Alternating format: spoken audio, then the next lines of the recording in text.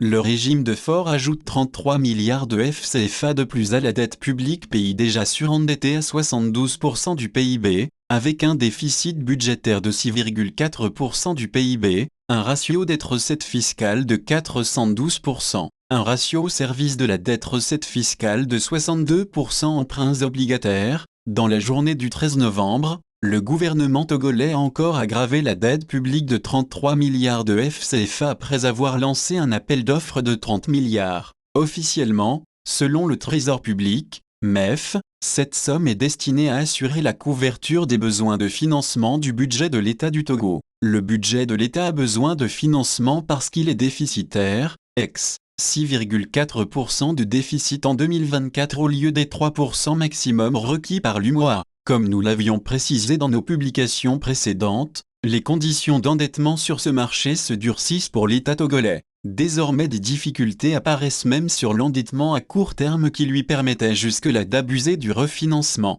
Dans son appel d'offres, le gouvernement proposait de vendre 10 milliards FCFA de bas, bons assimilables du Trésor, à des taux d'intérêt multiples remboursables en un an, court terme. Mais il n'a pu vendre que pour 3 milliards de FCFA au taux de 5,96%. La cause, les investisseurs imposaient des taux d'intérêt plus élevés que l'État ne pouvait pas assumer. Il a donc été contraint de ne pas retenir les soumissions correspondantes. Pour rappel, les investisseurs imposent des taux d'intérêt élevés quand ils n'ont pas confiance en la signature de l'État demandeur à court terme, c'est-à-dire en sa solvabilité à court terme, notamment sa capacité à rembourser dans les délais, en l'occurrence un an. Quant à l'endettement à long terme, 5 ans, l'État togolais souhaitait récolter 10 milliards de FCFA via la vente de obligations assimilables du Trésor, à un taux d'intérêt de 6,5%. Mais quasiment aucun investisseur n'a répondu à l'appel. Seul un investisseur a proposé de lui prêter 750 millions de FCFA. Et visiblement,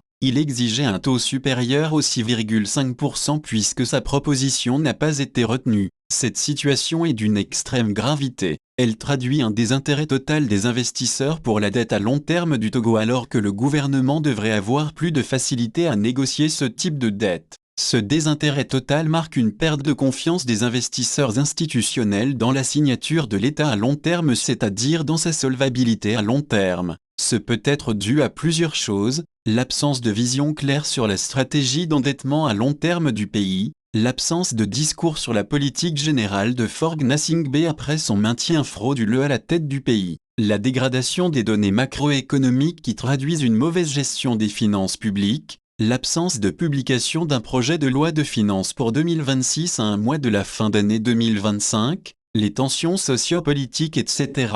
Ce sont des facteurs qui font penser à une navigation à vue et les investisseurs détestent ça. Ainsi, sur les 10 milliards de FCFA à 5 ans appelés, le gouvernement n'a rien récolté, c'est alarmant. Il s'est alors rabattu sur les OA à moyen terme 3 ans, pour lesquels les investisseurs semblent un peu flexibles. Mais cette flexibilité doit être relativisée puisqu'elle impose un taux de près de 8% à l'État qui réclamait 6,5%. Dans ces conditions, le bon sens commanderait que l'État revoie ses ambitions à la baisse. Là où il comptait emprunter 10 milliards à 6,5% sur 3 ans, il devrait raisonnablement se contenter de 5 ou 7 milliards à 7,89% sur la même durée. Normalement, eh bien, non. Le gouvernement de Faure Gnassingbé ne réfléchit pas normalement et ça dure depuis 20 ans sans que l'avantage de sa stratégie nous soit su ou révélé. Dans les conditions périlleuses évoquées ci-dessus, le gouvernement togolais a décidé de contracter 30 milliards de FCFA de dette à 7,89% sur 3 ans sur la tête des Togolais, soit largement au-delà des limites qu'il s'est lui-même fixées initialement. La moitié de cette somme a été prélevée sur l'épargne de quelques Togolais privilégiés et l'autre moitié provient de créanciers étrangers.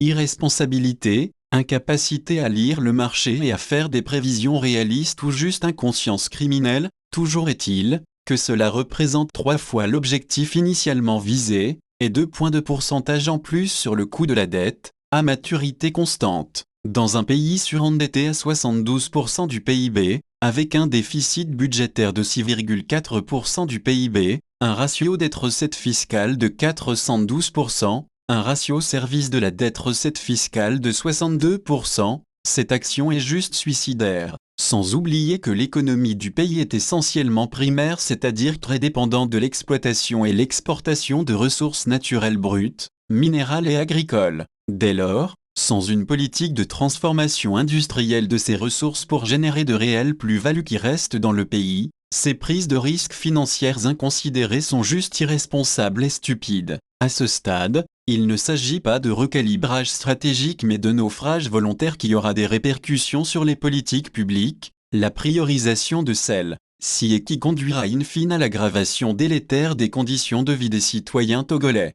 Ce n'est pas anodin. Nous pouvons déjà prédire des retards de salaire de 3 mois pour les fonctionnaires à partir de février 2026. Ces retards vont se répéter plus que par le passé. Les fournisseurs de biens et services aux administrations publiques doivent également s'attendre à des arriérés supplémentaires de 3 mois minimum. C'est un chamboulement important qui devrait faire l'objet de débats publics au minimum à l'Assemblée nationale. Il n'en est rien. En moins de 24 heures, loin du Togo, dans une salle de marché froide et insipide, des programmes d'investissement public togolais à court et à long terme se sont mués en programmes à moyen terme avec tous les risques financiers et les risques de faisabilité que cela comporte à cause de l'incompétence notoire d'une minorité autiste qui veut se maintenir au pouvoir coûte que coûte. Pire, la stratégie d'endettement à court, moyen et long terme n'est jamais discutée à l'Assemblée nationale. C'est pourtant elle qui amende et vote le budget de l'État. Au lieu de ce travail crucial, on sert de la distraction à la masse et on flâne dans des congrès et forats inutiles aux frais du contribuable. Il serait grand temps que tout cela change. Pour rappel, la dette publique est de 4 631 milliards de FCFA au 30 juin.